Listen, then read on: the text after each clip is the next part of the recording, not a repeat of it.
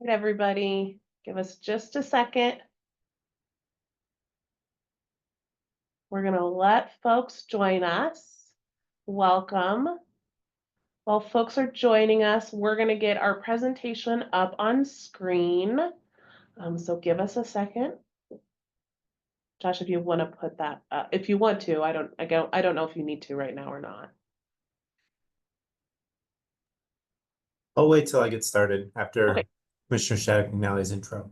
All right. Looks like we still have a few people popping in, so we're going to give it just a few more seconds. And if I could get someone from our audience to put a little message in the chat, just to let us know you can hear us, that would be wonderful. Awesome. Thank you, Gloria and River and Bill. Hi, everybody. Thanks for joining us. All right. We're going to get going. It seems as though it's slowed down people joining us in the room. So welcome, everybody. My name is Michelle Bird. I'm the Public Affairs Director for Larimer County. And I'm going to turn it over to Commissioner Shattuck McNally to welcome us all. Thank you, Michelle, and I appreciate that. I hope you can hear me okay. Great. Well, good morning, good afternoon, actually. It's now afternoon, and good afternoon, everyone. And on behalf of the Board of County Commissioners, I am delighted to welcome you all today to today's budget discussion. I am Commissioner Jody Shai McNally, and I'm thrilled to represent the board today. I want to start by expressing my sincere gratitude to each of you for being here today. Your presence is a testament to our dedication to the residents of Larimer County and our shared vision for a thriving community. The services and resources provided by Larimer County are often closely connected to those offered by your organizations, making our collaboration essential to the well-being of our residents. We recognize that understanding how our resources are managed and allocated is critical, especially given the recent changes in property tax laws and the resulting impacts on county resources. These changes have sparked many conversations over the past few years, and we want to ensure that all of our partners have full and accurate information. Your insights and your engagement today are invaluable as we work together to navigate these changes. The Board of County Commissioners is committed to transparency and inclusivity, sorry, it's Friday, in our budget discussions and decisions. And that begins with an open dialogue like this one. And we want you to not only be informed, but feel empowered to provide input and share your perspectives. Your contributions are vital as we plan for a sustainable future that benefits all residents of Larimer County. Thank you again for your partnership and for your unwavering dedication to making Larimer County a better place to live, work, and grow. We look forward to your input and ongoing collaboration as we move forward together. Thank you so much, and I'll turn this over back to Michelle. Thank you, Commissioner. I appreciate the introduction and kind of giving purpose to why we wanted to bring together community leaders and folks in our community that are serving a lot of the same individuals that we serve as well. So I appreciate so much for you to come and give that welcome. In a moment, I'm going to turn it over to our Performance, Budget, and Strategic Plan Director, Josh Fudge. He's got a couple members of that team with him here today, and I'll have him introduce them in a second. But I also wanted to let you guys know that Lori Tadritz, our Assistant County Manager, is also joining us today. Really quickly before we get started, I wanted to cover a few housekeeping items. I just want to let you know that we would love for today to be a dialogue. So if you have any questions or something you want to say, you can use either the Q&A or the chat, both work. Or you can raise your hand, and I will be keeping my eye out on the chat box and the Q&A and hands raised so that I can interrupt Josh and have him we'll let you talk, or I'll ask the question for you. So please don't be afraid to jump in at any point today. Raise your hand, and we can talk a little bit more. We are using a webinar style. You're not the only one, Commissioner. I can't talk. It's Friday either. Webinar style meeting today, which is slightly more clunky than what your normal Zoom meeting is. But there has been an uptick of like those Zoom bombings. Excuse me. that I don't know, a lot of you remember from early COVID. So when meetings like this one are public, we try to protect us all a little bit. So, excuse me, Josh, go ahead, take over. Sounds good. Thank you, Commissioner Shattuck, McNally, and Michelle. I appreciate the introduction. My name is Josh Fudge. I am the Performance Budget and Strategy Director for Larimer County. Among the other roles in our department, we assist the commissioners and county manager in putting together each year's adopted budget and also managing this year's current budget to make sure we stay on budget, and then planning for the future and forecasting what resources might be available. Hopefully you had a chance to view the presentation that was emailed out earlier, showing how property taxes are actually calculated and created on your property tax bill, and then also the overview of the county's budget. As you saw on the property tax bill example, there's a lot of factors that go into that. The state of Colorado, the legislature and governor play a role in how property taxes are calculated by setting assessment rates for different classifications of property, by setting exemptions, which are basically subtractions from the actual value to a lower value, which is then multiplied by that rate to create property taxes. And so also in the overview of the county's budget, you hopefully saw that our operating budget is divided up into several service areas, the largest of which, or one of the largest, is public safety, human services, things of that nature, and then public works and other things. I have a couple more slides that I'm going to walk through to provide a little bit more context around the county budget. And so, as Michelle mentioned, if you have any questions, please feel free to put them in the chat or the Q&A, and we'll address them as they come up. So I will attempt to share my screen. Hopefully you see a PowerPoint presentation with some expenditures and 2020 impacts. And what these next couple slides are going to show is that the county is really an administrative arm of the state of Colorado. Counties primarily exist to carry out state programs at the local level, and therefore much of what we do is mandated by the state. Since the COVID-19 pandemic, and even slightly before, the county has been facing a significant number of mandates from the state. They require us to provide certain services, and more often they require they place requirements on how those services need to be provided. So in 2020, the county budget included some additional costs for things that the state mandated us to do. And you can see in 2020 alone, there were several $100,000 of costs related to legislation, the most expensive of which that year was body-worn cameras. The state required that deputies in our sheriff's office wear body-worn cameras. And so the total cost for that was over $300,000 in that year, $277,000 for the cost of the cameras themselves, and then additional position to go through all the video data. The state also added mandates related to stormwater compliance. And then, as you might be aware, the county jail in previous years had become close to the end of its useful life. The population exceeded that which it was built for. And so the county improved the jail significantly. And so that required additional operating costs. And so those started to come online in 2020 at about $2 million. And then law enforcement, especially compensation for law enforcement, is a tough issue the county deals with. We compete with our neighboring municipalities and counties for these individuals. And so there was $500,000 in 2020 alone just to keep up and be able to retain deputies. There was a break in 2021 due to the pandemic, as you can imagine. But in 2022, there were additional mandates required by the state that had significant impacts. One was in the jail, there were restrictions about restrictive housing and behavioral health services for inmates that required an additional $1.1 million.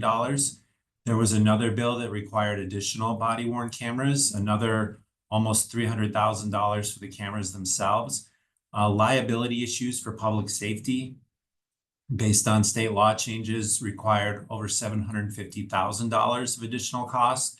And then there was yet another digital evidence technician and the district attorney. One thing that's important to note is that when it comes to public safety and also these environmental positions, is that these are funded entirely by the county's general fund. And by nature of the general fund, they are actually funded entirely by property tax revenues. And so this plays a role in this really impacts the county, and I'll further be discussing that when we get to the new limits on revenues that have been applied here in the past year. So more to come on that. As I mentioned, there was an additional stormwater permit position required.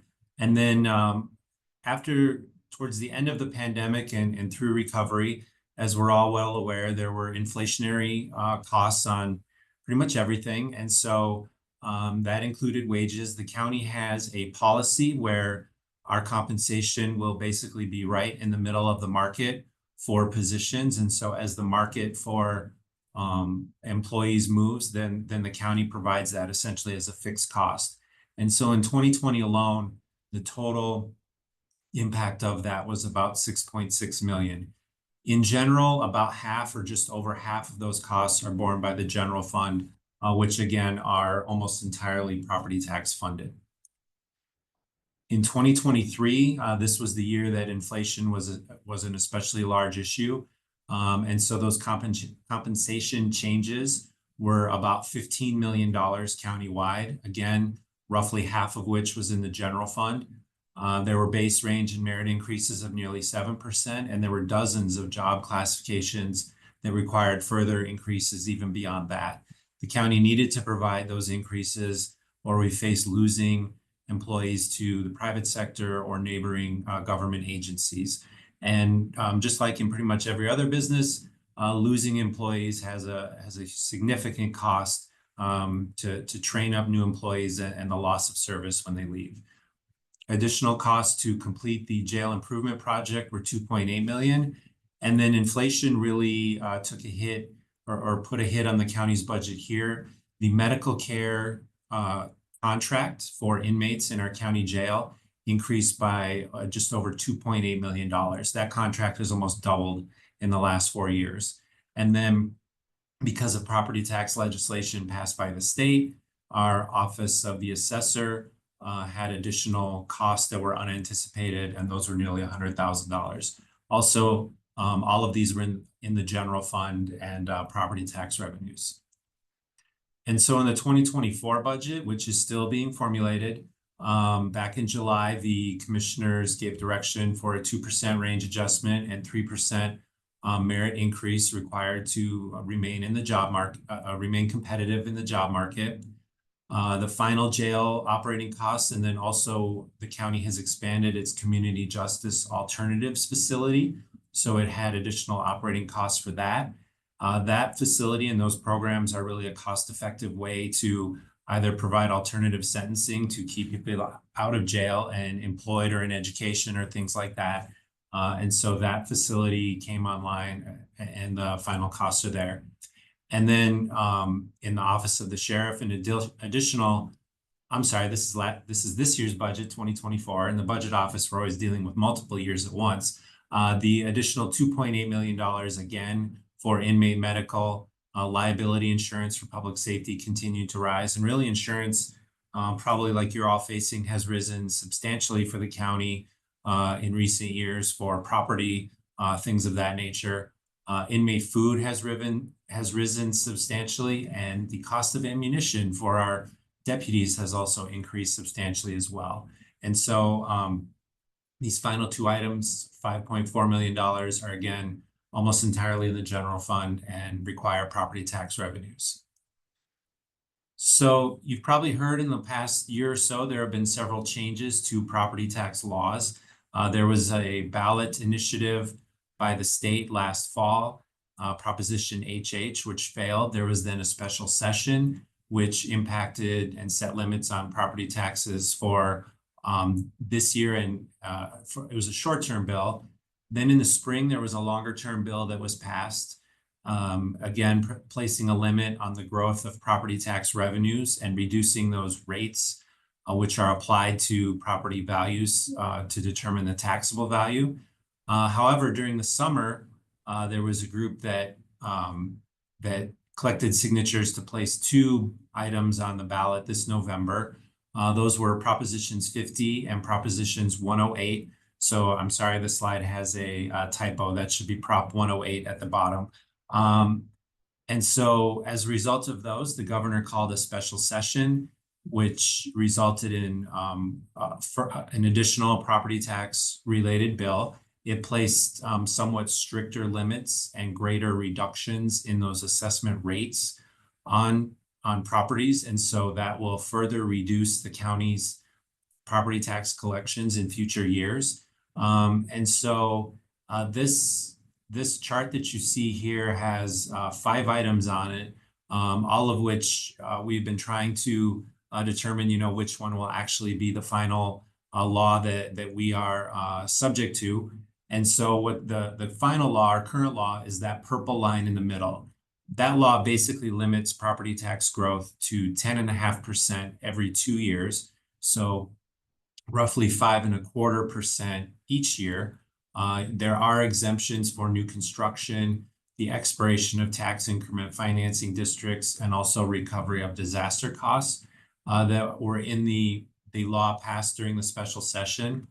And as a result of the passage of that law, the organizers of the 2 propositions, 50 and 108, did take those initiatives off of the ballot, so they will not be on the ballot this November.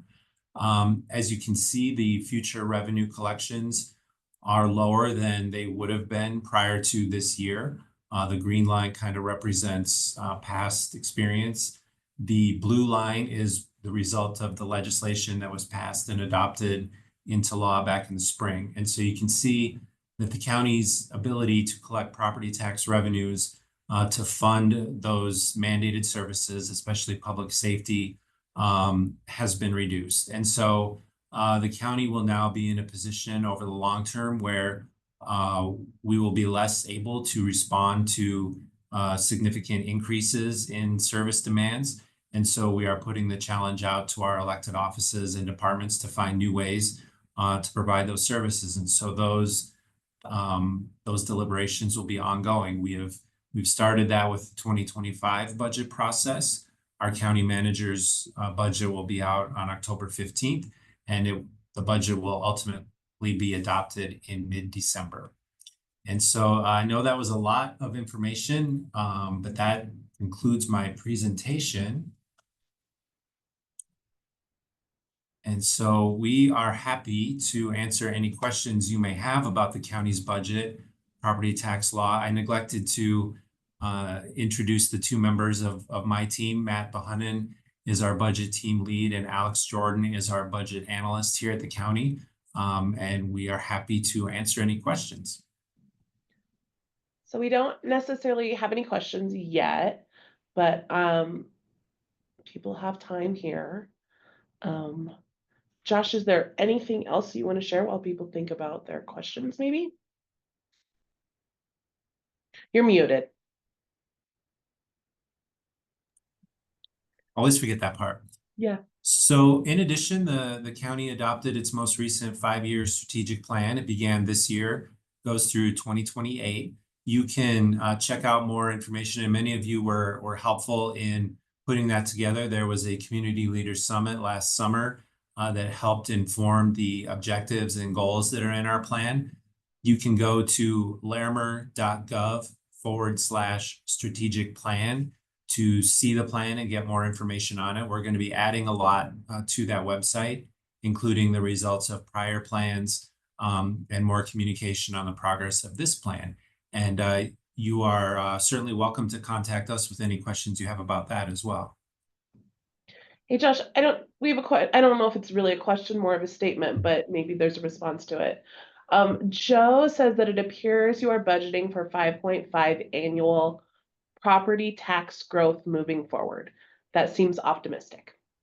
Yeah, that's a great point. So really the goal of that graph was to kind of show the maximum revenue that the county could collect in future years. We do plan a little bit more conservatively for revenue growth in future years.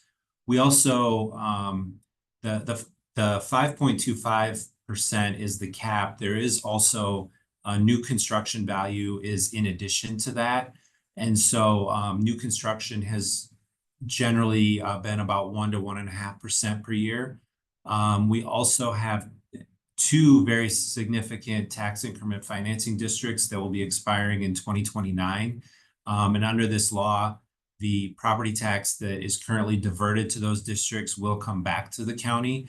That is currently estimated between $7 and $10 million annually.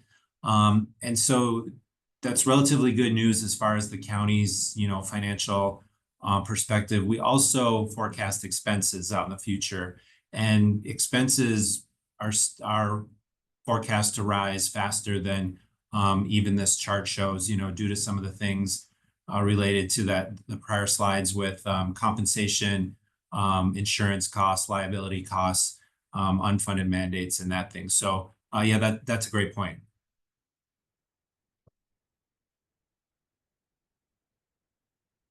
You're muted, Michelle. It's my turn. Thank you. Commissioner Shattuck McNally, I'm wondering if you had anything else you wanted to add that you thought might got missed, or there's anything, and there are a couple questions coming in too, but I wanted to give you that chance. So I just want to again thank staff, Josh and Lori and Matthew and Alex, Michelle, and all the budget team and data analysts. They've done a great job, and we were very active during the special session. We did really advocate for the anti-ratchet provision in that. We didn't get quite everything we wanted, but we also were successful and able to get into the special session legislation that was passed and signed into law, the natural disaster provision, so that in certain years, like we have 2 fires this year, that we're able to keep those expenses above the cap and be able to have cash on, be able to have that money to recover quickly, because the recovery starts on day 1 that the disaster starts, and we're still waiting for reimbursement from FEMA from 2013. So it's a very long, drawn out process, and we appreciate them recognizing that some of us have some very large and catastrophic expenses sometimes with natural disasters. So I just wanted to add that. Thank you. Thank you, Commissioner. Josh, it looks like we have a couple more questions. First, Gloria asked, what could be the worst case scenario, or what could cause the county to collect less revenue? Yeah, it's a great question. The law that reduces the special session law passed reduces those assessment rates, regardless of whether there's a recession where property values decline or whether property values continue to increase rapidly. And so those reduced rates, coupled with a recession where property values do fall, would end up causing the county to collect less revenues. Was there a second part of that? Oh. Nope, let me go back to it here really quickly. It was just, what was the worst case scenario? What could cause the county to collect less revenue? So I think you got it there. I have another kind of like 2-part question. So what new elective programs has the Board of County Commissioners introduced since 2020? And what is being cut as pandemic money dries up? And So, then I'll do the second part afterwards. So go ahead. Yeah. And I have the chat up so I can see those questions. Okay. So new or elective, what we call discretionary programs that are not actually mandated by the state, have been fairly minimal. The only 2 real areas have been climate mitigation, climate impact mitigation here at the county. That has also started very small. There are only 2 positions dedicated to that. And the other main area is housing. The county can play a role in improving the availability of affordable housing. As of now, I think there are only 2 positions added to that as well. The requests in both areas over the past couple of years by those departments have been larger than that, but the county has gone kind of slowly to add those things, making sure that the funding was available. So that is a great question. There are other discretionary services that the county has had for several years. And unfortunately, we'll be looking at those. They obviously are programs that have a great value. And so those will be considered in future years if necessary. The other question, what is being cut as pandemic funds have dried up? That's a great question. Fortunately, our county and our county commissioners have applied those funds to one-time uses. And so there's really nothing that's being cut as a result because they went to fund infrastructure projects like broadband, adding availability of that, providing funds to build facilities for nonprofits, such as a medical clinic at for people experiencing homelessness. So the county hasn't committed any ongoing operating costs to those types of projects. They were one time in nature. And so fortunately, there's really nothing that needs to be reduced as a result. Commissioner, I saw you went unmute. I wondered if you had something you wanted to add. I just wanted to just add what Josh said. We really focus on being transformational with that money from our American Rescue Plan dollars. We partnered regionally, which was very impactful with our regional partners on things like was mentioned before. Another one I wanted to just bring up was the youth mental health, our youth homeless shelter, which would be the first in Larimer County. That was also, we got excuse me, the school districts got a grant through the state and we provided $1.5 million for the first year of operating costs, but they know that was one time and they are, they have figured out this regional partnership to be ongoing for that. Also, we try to be, looking at areas across the board. And so we were very thoughtful and our staff were fantastic in helping us navigate that. And so they were one time things. With only one thing I can think of is back when we had immediate need grants where we actually responded to the need. I think it was almost 3 million, Josh. We budgeted $1 million. We went up to 3 million because the small businesses and nonprofits had reached out and really needed the gap or the funding to kind of help during right after the pandemic. So we were very thoughtful about that. We knew that this, this kind of having allocated and spent was very important, and we tried to make sure we reached out countywide, and we're very intentional and transformational with those projects. So thank you. Thank you. Lori, did you have something you wanted to add? I did. I just wanted to add that it doesn't mean that the county is not impacted by the reduction of the ARPA monies. So in some of our other departments, they did receive additional ARPA dollars, not the ones that came in for general government. And so those programs are being reduced. I think of our Department of Human Services, for example. A lot of program reductions are occurring this year. And so that is happening in the community and in other areas of the county. So a lot of nonprofits and a lot of other social service agencies are impacted by the reduction of funding. Good add. Thank you for clarifying on that. Josh, it looks like we have a new question. Landfill and ranch revenues appear to be under serious threat. How is that reflected in the budget process? Yeah, that's a great question. There was one other, it says what new programs are being envisioned that I see in the chat. And Yeah, I must have missed that before.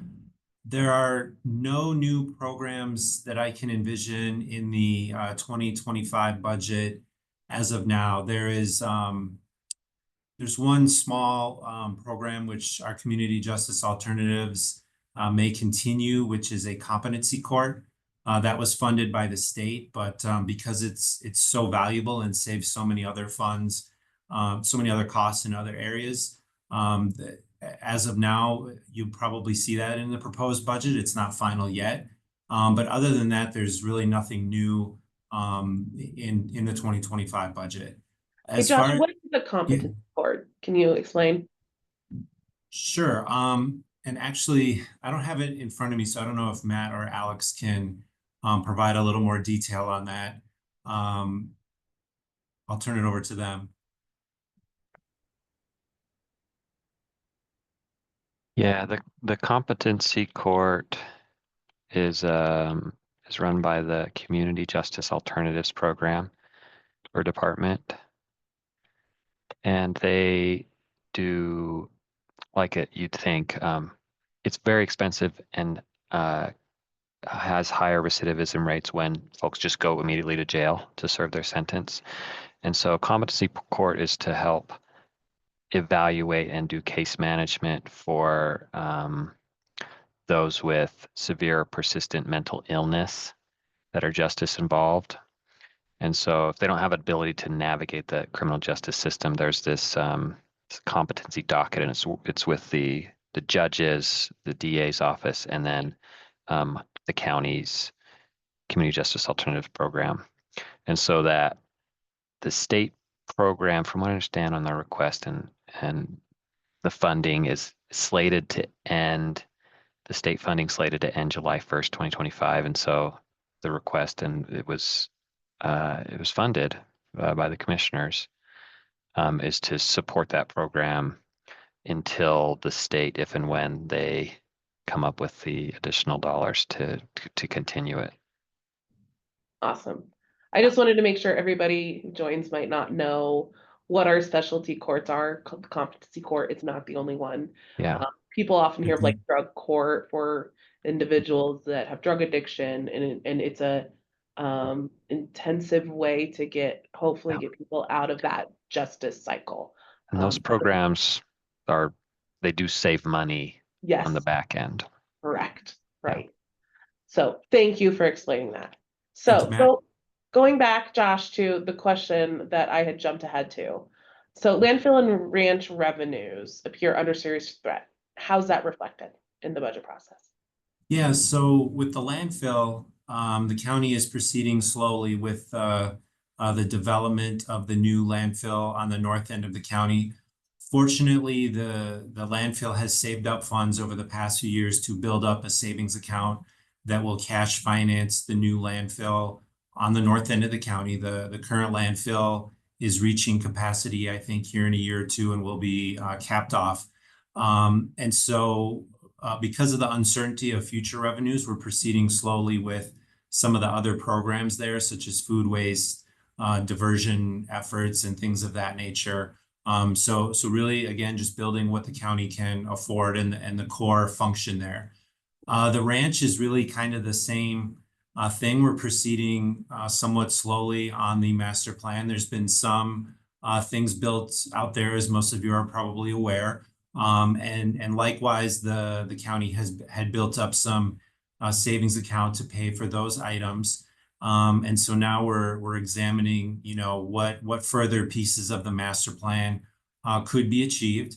And I don't know if Lori wants to provide more on that, but yeah, we're basically just proceeding slowly and cautiously.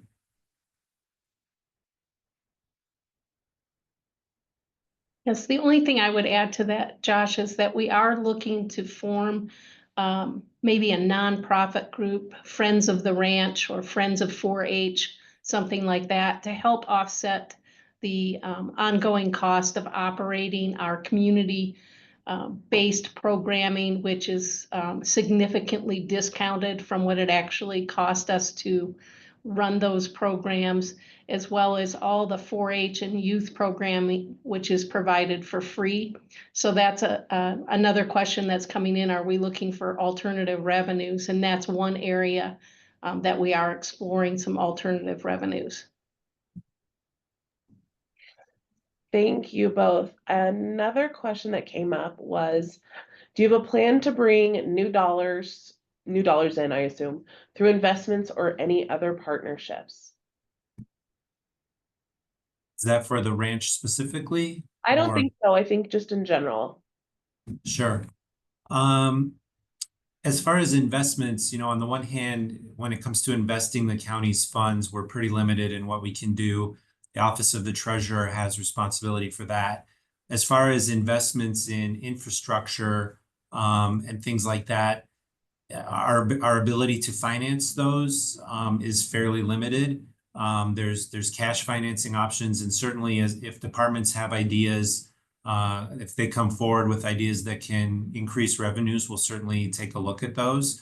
And then, especially with other programs as well, we have currently our public safety programs are looking at how they can get refunded by or reimbursed by Medicaid for the medical care that we provide. Some of them are eligible for that, and we haven't always gone after that because it hadn't been as necessary. And so those are the types of things that we are actively asking our departments and elected offices to consider.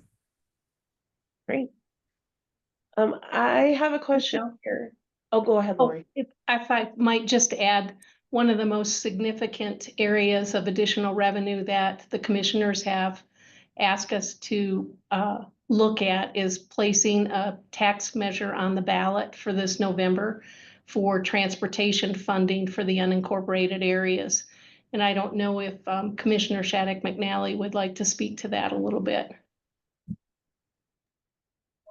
Just briefly, we know as we did some community outreach through some of our boards and commissions and the public, and we appreciate Fort Collins and Loveland Chamber coming forward to encourage us to place a 0.15% sales tax, 15 cents on $100 towards certain planned out projects for safety, traffic safety, and for much needed maintenance and upkeep.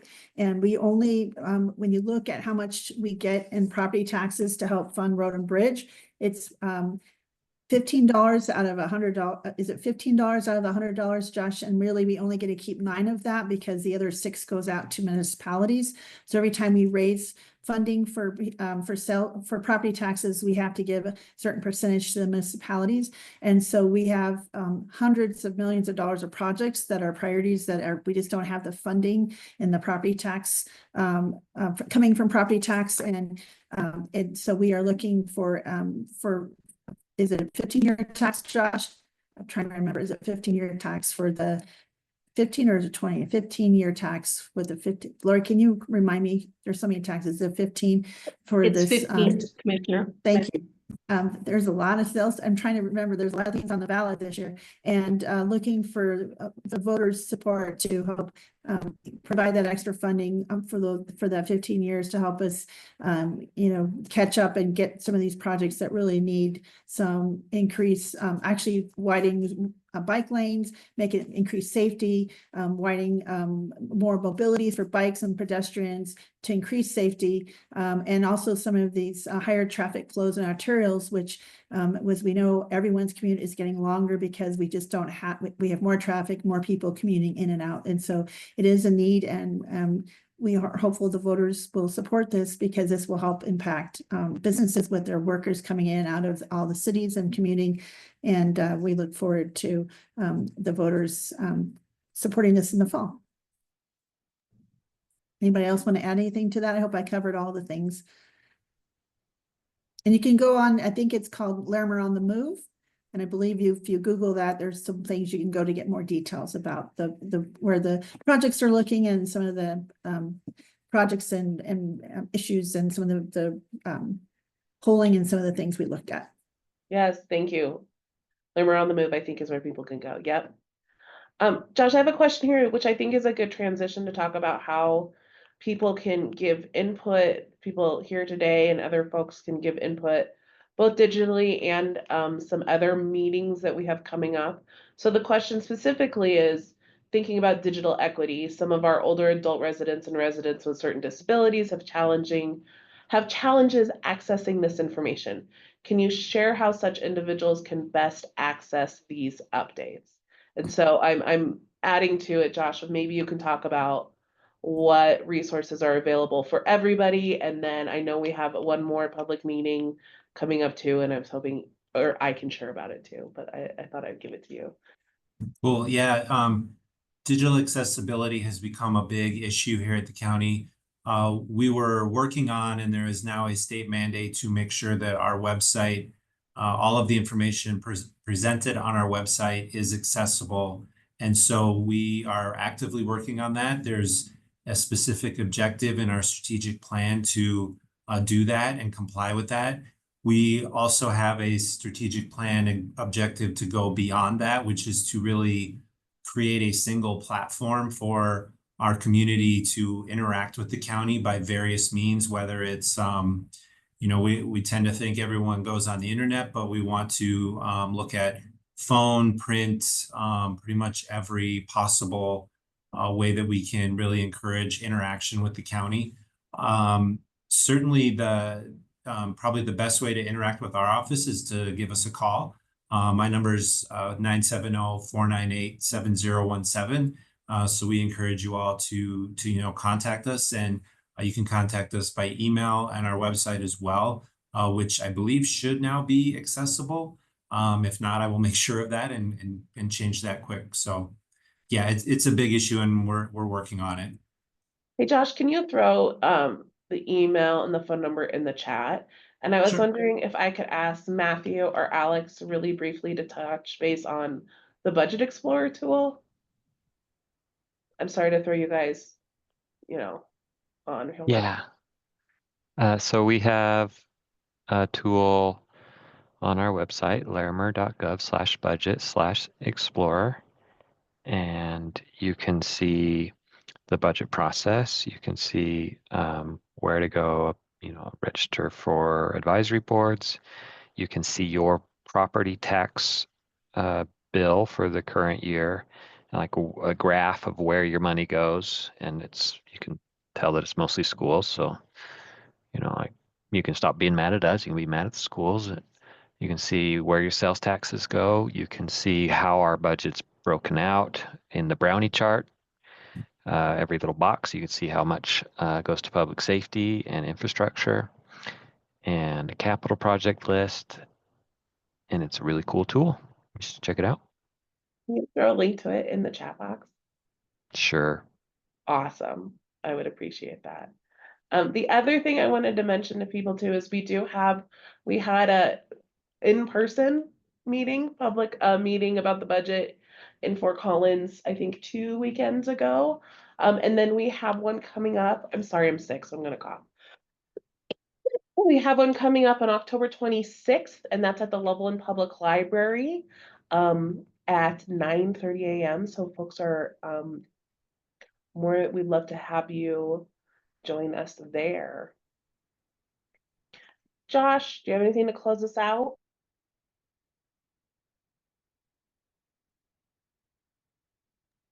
Sorry, I was trying to find my cursor. Not too much to add, just that the county is interested in getting feedback. We try to get public feedback in the process. We hope that people understand that when it comes to the actual property tax bill, the county is roughly about a quarter of a property tax bill, sometimes less if you live in a metro district. Property tax revenues are really our only significant source of discretionary funds that can be allocated among projects as the commissioners see fit. Almost all of the county's other revenues are dedicated to specific uses, and so can't be used to cover other things. And the county really places a high priority on value and making sure that we get good results for the funds that we receive. So thank you, and I look forward to helping out where we can. Thanks, Josh. Commissioner Shadegg-McNally, I'm going to give you the last word as we close up.